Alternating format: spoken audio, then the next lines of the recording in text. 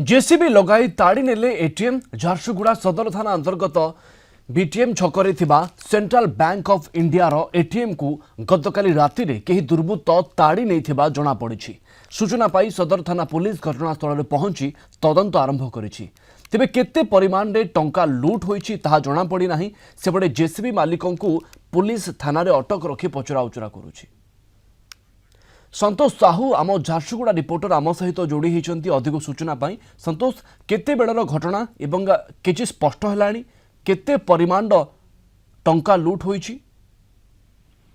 देखंतु जो भली राति प्राय 1:30 गोटे 1:30 घटना हेछि एटा एवं जेसीबी लगे निहाती भाबरे गोटे आश्चर्यजनक कथा कि जेसीबी लगे एटीएम ताड़ी देइछन्ते जो ताड़ी पैसा नहीं जाइछन्ते सकाळु सकाळु खबर पाई पुलिस पहुंची घटनास्थल रे बीटीएम जो सेंट्रल बैंक ऑफ इंडिया अछि सेठी आसी पुलिस तनाघना मध्य करूची एवं केते टंका लूट हेछि ताहा एबे पर्यंत भी स्पष्ट होइनी कारण बैंक कर्मचारी आसिला परे तापरे ही जणा पड़िबो केते टंका सेठू जाइछि केते टंका ये हेतला तार हिसाब गोटे रहिछि से हिसाब कला परे जणा पड़िबो केते टंका पाखरे तो सीसीटीवी कैमरा कोठी भी लागिथिबो ताहाले अधिक मुश्किल न होई पारे पुलिस को अभियुक्तଙ୍କ पाखकु पहुंचीवा पई बा जो माने ए काम रे संपृक्त तांको पाखकु पहुंचीवा पई।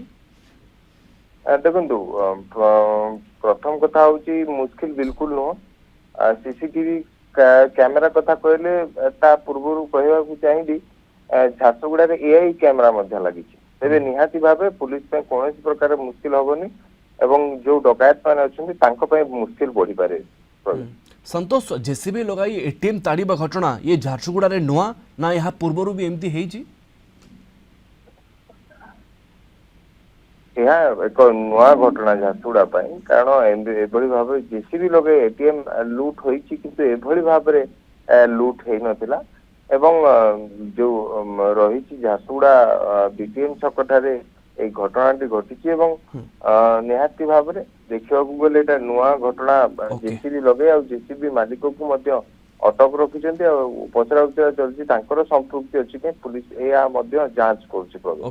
अनेक अनेक धन्यवाद संतोष अधिक सूचना पाई।